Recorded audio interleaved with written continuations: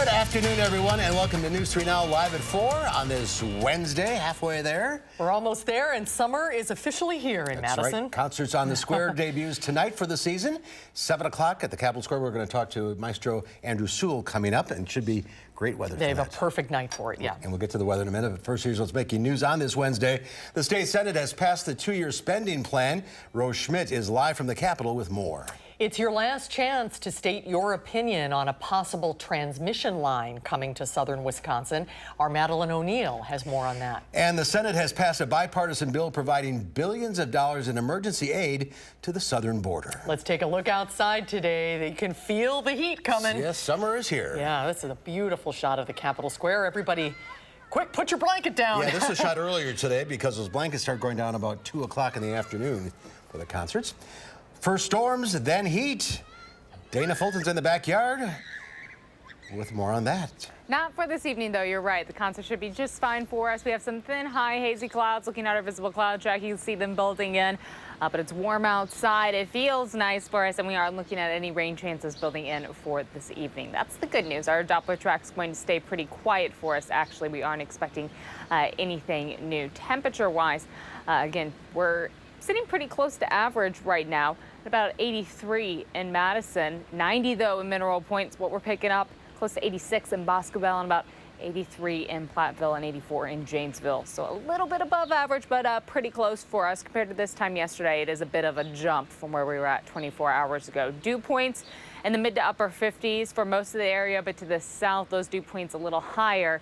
The mid to upper 50s, though, not too bad for us. That does mean it's pretty comfortable outside. The next few days, even warmer and even more humid. It's going to be quite hot by this weekend. We'll take a look at what's ahead for the weekend in just a few minutes. Right now on the roadways, of course, no accidents to report, which is always good news for us. Looking at the eastbound side of the Beltline, that's where we're seeing most of the delays right now. The Isthmus doesn't look too bad. It'll take you 8 minutes to get from Verona to the Beltline, a little longer than usual, about 7 minutes from Oregon to the Beltline, and then from Springfield to University Avenue. Should be about a 4-minute drive for you this evening for a warm and muggy evening that we have ahead right now. Back in a few minutes. Thank you, Dana. Thank you, Dana. Just into the Channel 3000 Alert Center within the last 10 minutes, the Wisconsin State Senate has passed the $81 billion budget, sending it to Governor Tony Evers. But Evers is staying tight-lipped on his plans. Rose Schmidt is live at the state capitol to explain what happens next. Rose? Yes, well, the Senate secured a crucial last-minute vote needed to secure the votes enough to pass that plan in the Senate today. And after about 6 hours of the debate, the plan passed 17-16 with 2 Republican senators joining all Democrats in voting against the budget, saying it spends too much. Senator Chris Kapenga, a key GOP senator, announced at a news conference today that he would vote for the plan. Democrats introduced more than a dozen amendments to bring back some of the Governor Evers proposals that were stripped from the budget, like K-12 funding and Medicaid expansion, but Republicans rejected those amendments. Was this budget ideal? Absolutely not. Although I have concerns about the overall levels of spending in the budget, I do understand the fact that there's a Democrat in the East Wing, which requires there to be some give and take. So we have to keep pushing. The fight is not over. We know the state Senate is taking it up today. We need to make sure we're imploring our senators to do the right thing. Bring these federal dollars home, $1.6 billion to expand Medicaid. Republicans amended the budget to appease Kapenga this week by adding a provision to allow Tesla to open car dealerships in Wisconsin. He owns a business that actually sells Tesla parts.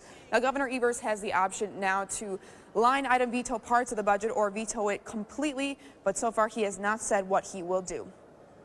Rose Schmidt live at the state capitol. Rose, thank you. The Wisconsin Department of Justice is investigating an officer-involved shooting near Appleton. Authorities say officers from Neenah and Menasha were serving a search warrant on a man in his 40s in an internet crimes against children investigation. The man reportedly grabbed a knife and confronted police before he was shot by a Neenah police officer. The man later died at the hospital. The Neenah police officer has been put on administrative leave, as is standard policy. And fellow police officers, friends, and family said their goodbyes this morning to a fallen police officer from Racine. John Hetland, a 24-year veteran of the Racine Police Department, was laid to rest today. He was off duty at a Racine bar when he tried to stop an armed robbery. There is a more than $25,000 reward for any information leading to an arrest of the shooter. Well, you have your last chance this week to voice your opinion on a controversial transmission line proposal.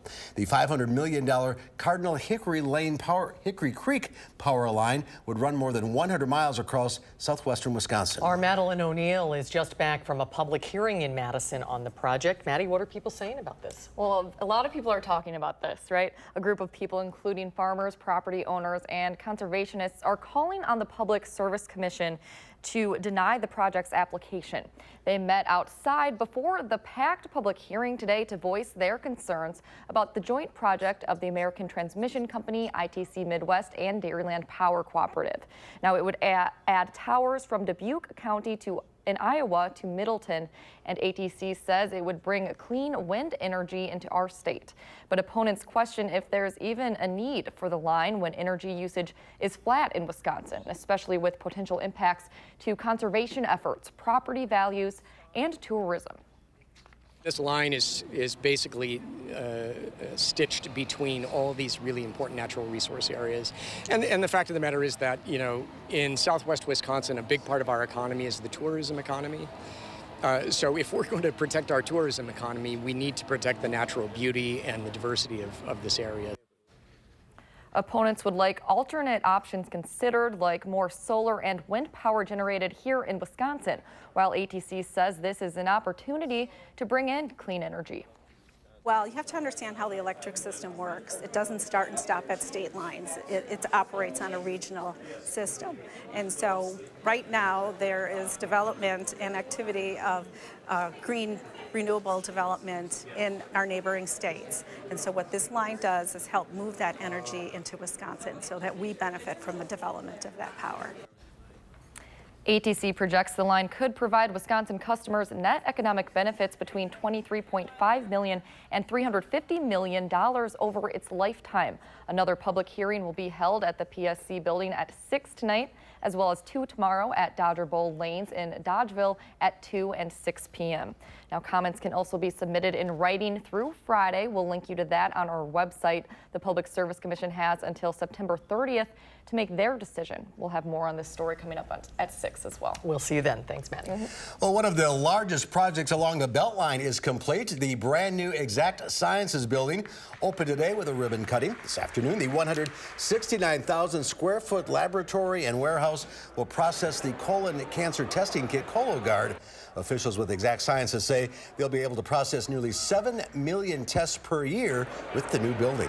House Democrats have made a deal with former special counsel Robert Mueller to testify publicly about his investigation of Russian interference in the 2016 presidential election. Mueller will testify on July 17th.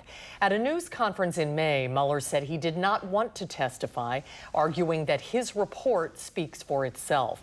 But Democrats have more questions about the 100-plus contacts between Trump campaign officials and Russians, and about the 10 times the report indicates the president tried to interfere with the investigation.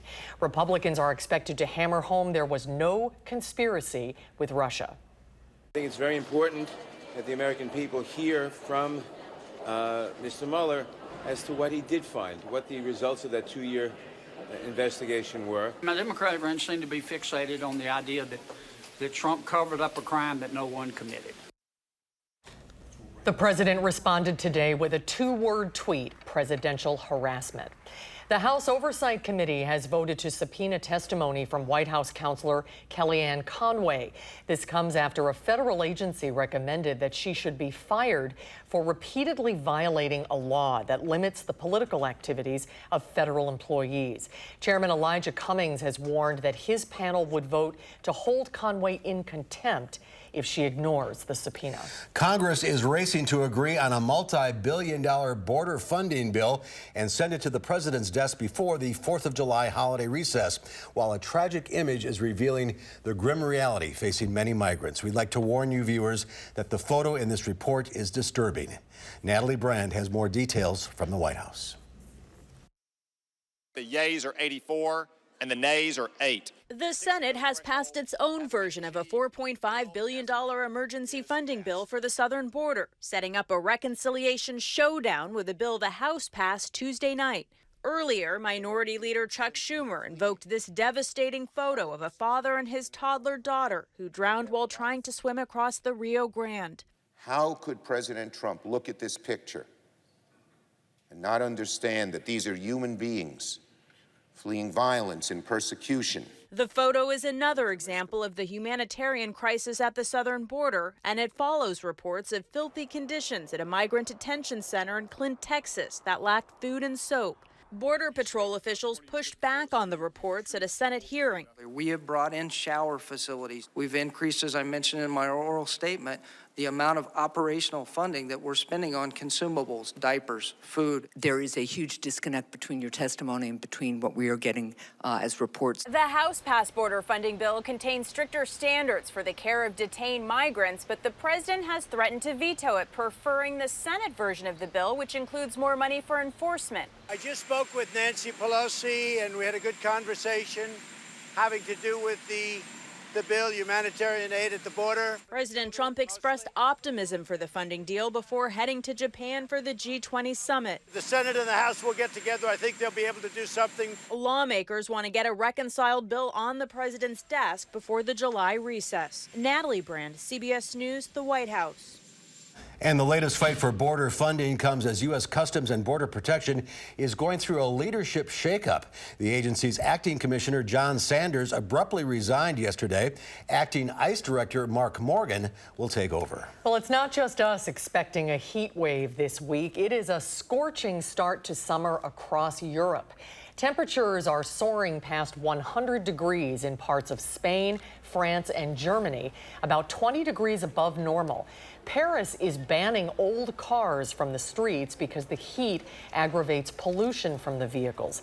And in Germany, authorities imposed temporary speed limits on stretches of the famous Autobahn, concerned that the road could crack under the intense heat. And today marks the first day of the world's largest music festival. Thousands of people will make their way to Summerfest in Milwaukee over the next 2 weeks. From now until July 7th, more than 800 acts will take over the festival's several stages. Headlining the festival tonight at the American Family Insurance Amphitheater is Thomas Rhett. Organizers are hoping for a big rebound from last year when they saw the lowest attendance in Summerfest in years. That is a tradition over in Milwaukee.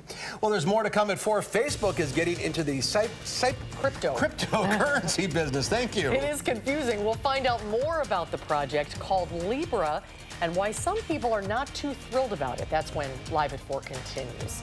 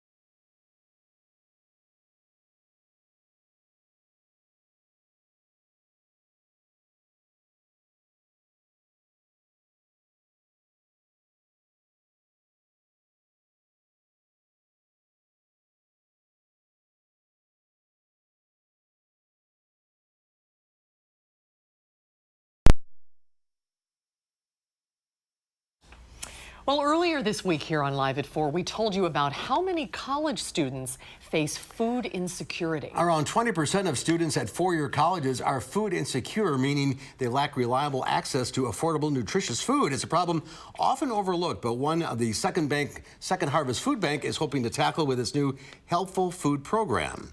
Helpful Harvest, launched this month, is a way to address the growing problem of food insecurity on campus. Students at the UW can sign up online for free food on campus, and it's not just non-perishable items. Fresh fruit, vegetables, even meat products are distributed to students in need of help. And no shame, this program is anonymous. It's a very tough thing to ask for help. There's a little bit of a stigma about going to a food pantry, and they really don't want to be maybe seen going to a food pantry. We're hoping to make a program out here that's a little bit more discreet. So you can head to our website for how you can sign yourself up for your college student up for help. For you or a college student up for help, the next food distribution happens the week of July 15th, but you can apply for food starting on the 8th. Stocks were mixed on Wall Street. The Dow Industrials lost 11 points, closing at 26,536. The Nasdaq Composite Index managed a 25-point gain, but the S&P 500 was off 3.5.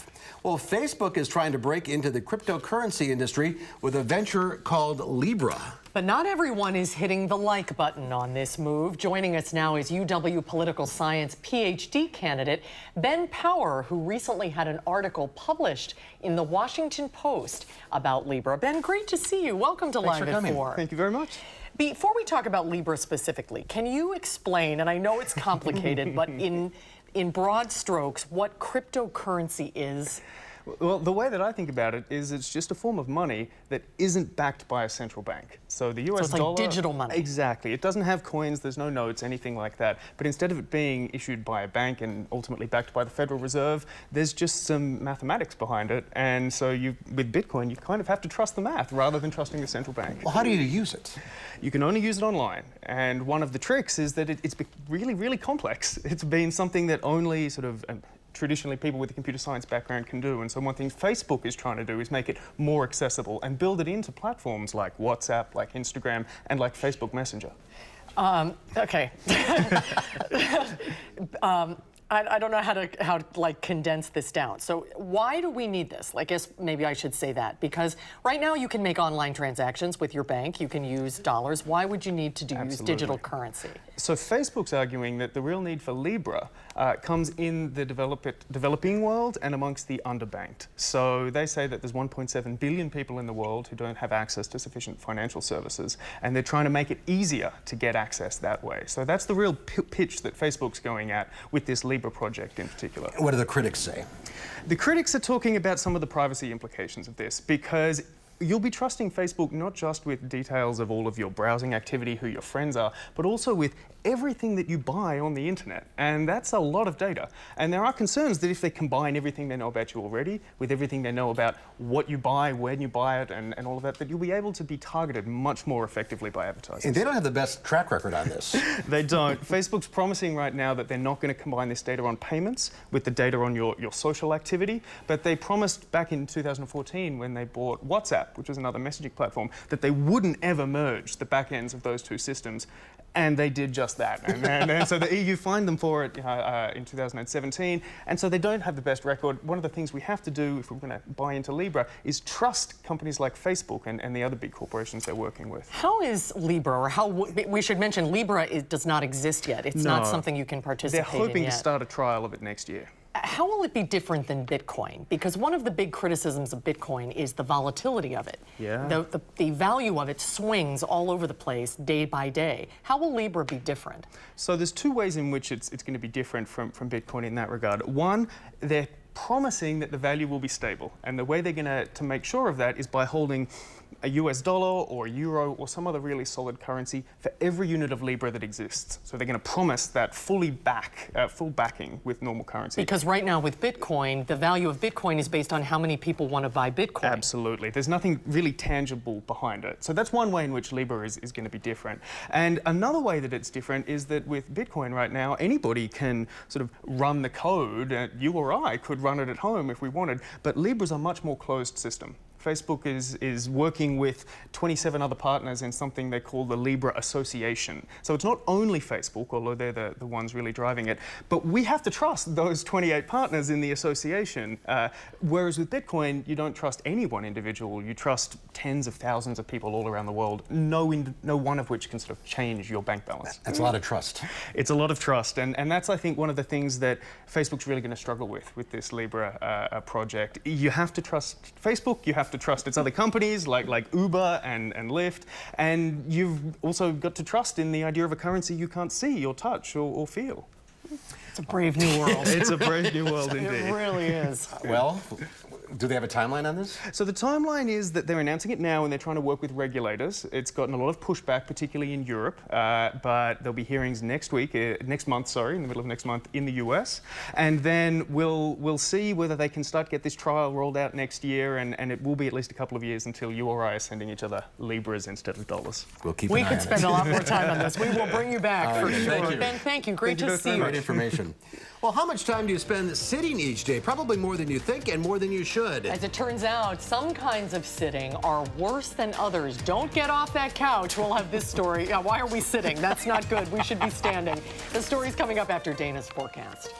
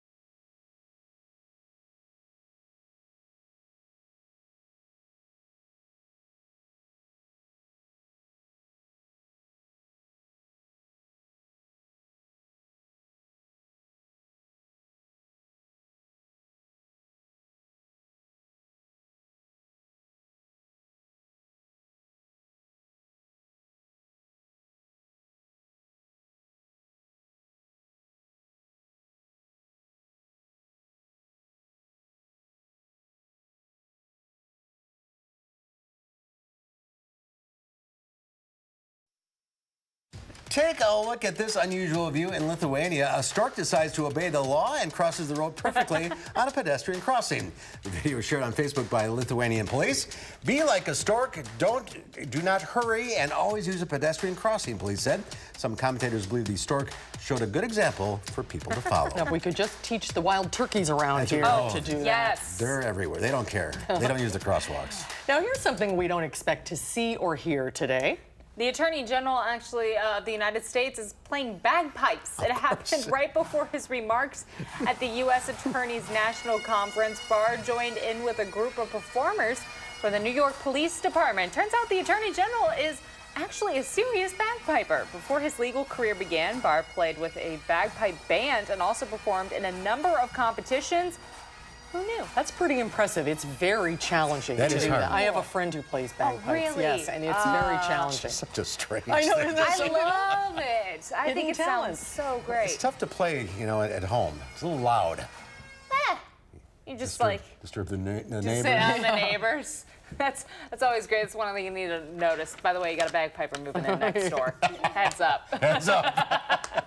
And heads up with the heat. Yeah, it's warming up. It is going to be a little toasty outside. Hope your AC is running. If not, you're going to have a rough weekend. Right now we have some hazy clouds. It's warm outside, but not too bad. This weekend will be much hotter and very humid. We'll look at that full forecast right after the break.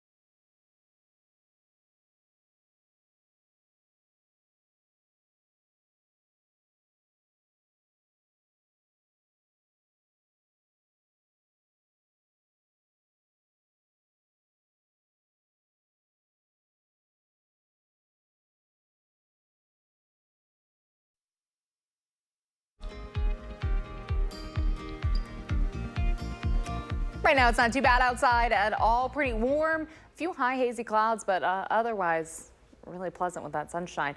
Currently sitting close to 83. That's the warmest it's been for the day. We may add another degree on for our official high, and we started the day off of the upper 50s, so again, very close to average for our overnight lows.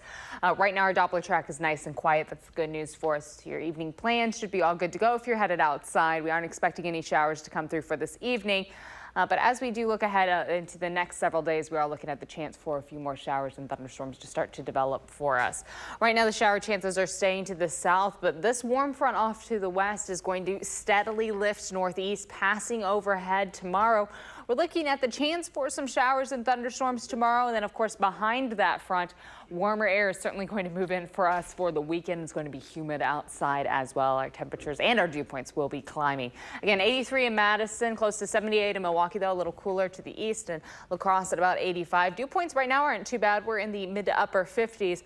Again, temperatures and dew points, though, will continue to go up. So we're going to stay pretty quiet, actually, heading into Thursday morning. And then by Thursday afternoon and evening, there's our chance for some showers and thunderstorms starting to develop for us and slide on through.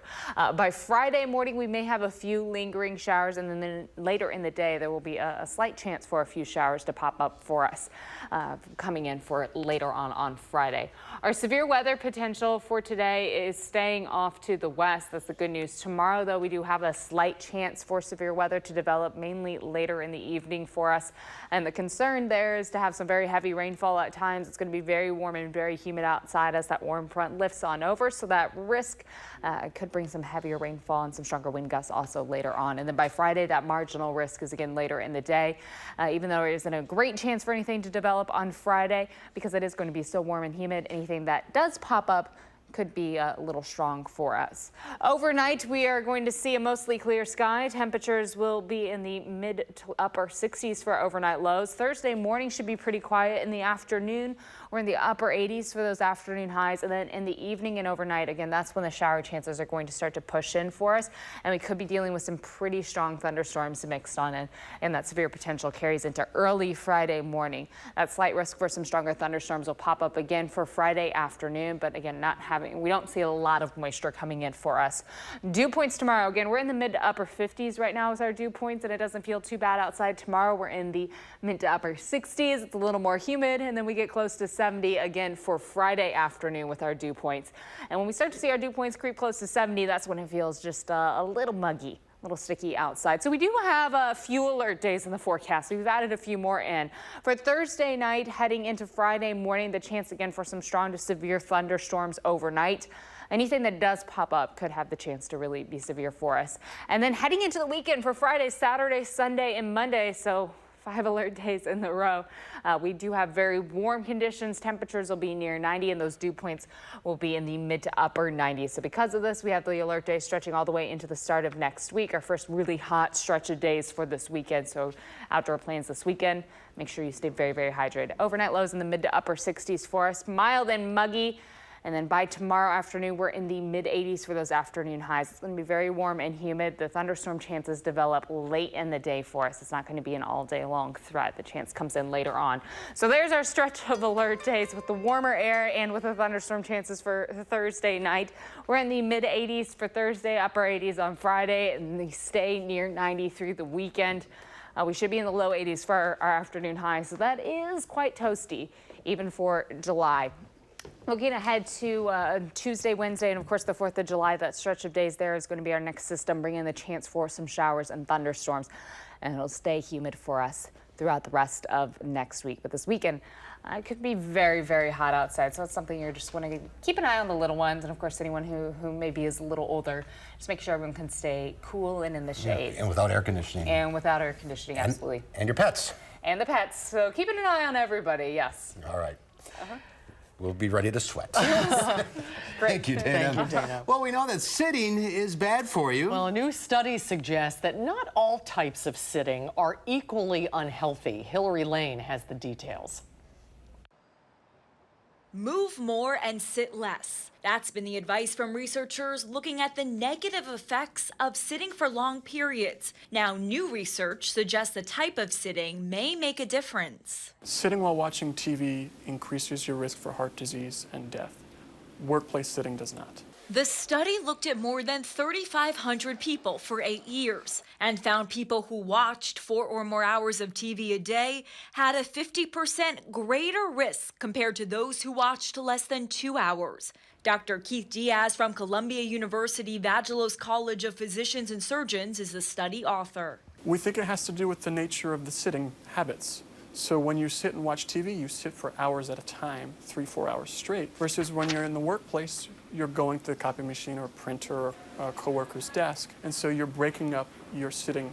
And some good news, moderate to vigorous exercise may help reduce some of the harmful effects of sitting and TV watching. What we found also in the study was that those individuals who exercised 150 minutes or more in a given week, that their risk from TV viewing were eliminated. While more research is needed, Dr. Diaz says it's possible taking short breaks from TV time may have big benefits. Hillary Lane, CBS News, New York. Here we sit. And here we sit. I know, it's not good. It's estimated the average adult spends about 6.5 hours a day sitting. That is a lot. Well, still to come before the 2020 presidential race begins in earnest tonight. What's at stake during the first of 2 nights of debates by the Democratic candidates? And then coming up tonight on News 3 Now at 5, there is a new tick making its way to south central Wisconsin. Experts say it could make you allergic to meat. We'll have that story tonight at 5.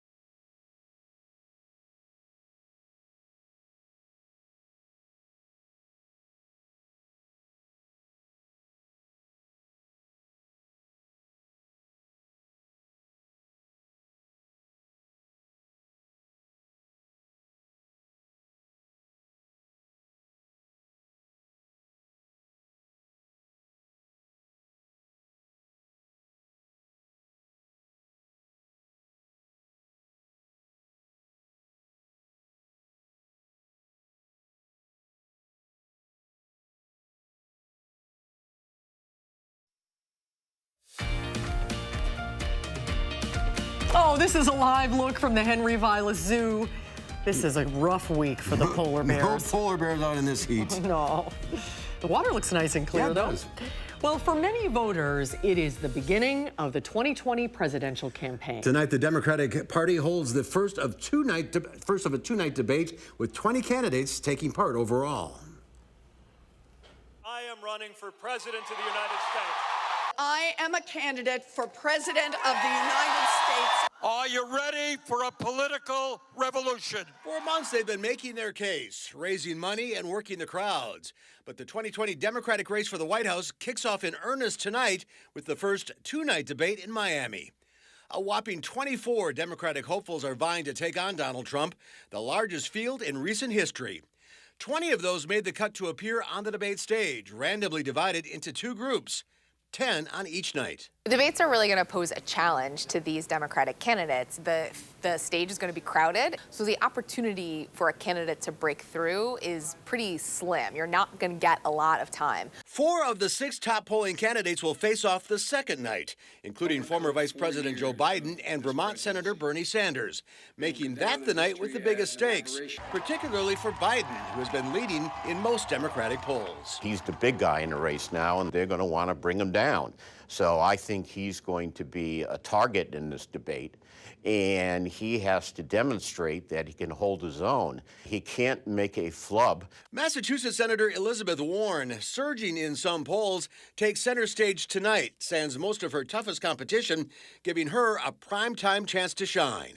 The crowded stage presents a crucial test for the lower polling tier of candidates who need a breakout moment in the first debate to introduce themselves to voters and elevate their struggling campaign. If you're a lesser-known candidate, you have to make some kind of mark in this debate because it will be a predicate for fundraising and media attention. They're going to have to come up with something that is memorable, short, and sweet, because if they don't, they're going to get lost in the clutter. For the relatively well-known and higher polling candidates, the key to success might just be getting through the first debate unharmed. I think most candidates that we've talked to really want to emerge from the debate unscathed and don't expect that it will result in any huge bounce for them. The most important thing is to not do something that's damaging to your candidacy at this point. The 4 candidates left off the stage did not make the Democratic National Committee's polling and fundraising requirements needed to participate in the debate. And the DNC is already warning the thresholds will be higher to qualify for the next round of debates scheduled for this fall. And the debate can be seen on NBC and MSNBC beginning at 8 o'clock tonight and tomorrow night. We'll have analysis tomorrow from Mike Wagner of the UW School of Journalism here on Live at 4. It's going to be interesting. Yeah. When we come back, it's become a summertime tradition, the Madison, Wisconsin Chamber Orchestra's Concerts on the Square. We'll get a preview of this year's season's offerings from conductor Andrew Sewell when Live at 4 continues.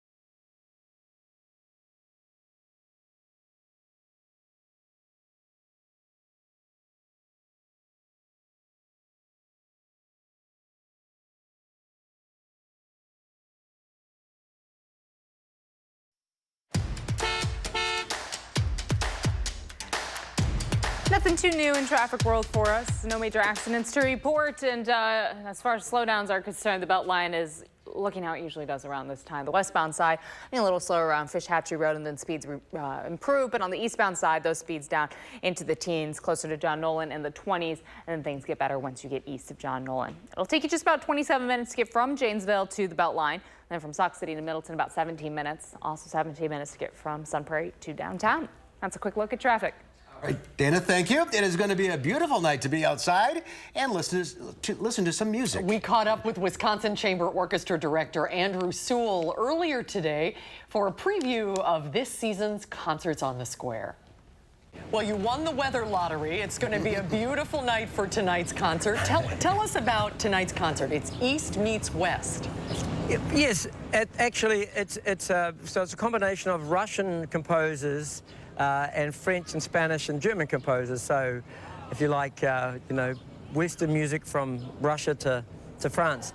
We're also featuring a young artist competition winner who's performing the Prokofiev Piano Concerto No. 3, third movement. Her name's Sakuraku Eriksson, and she's from Milwaukee.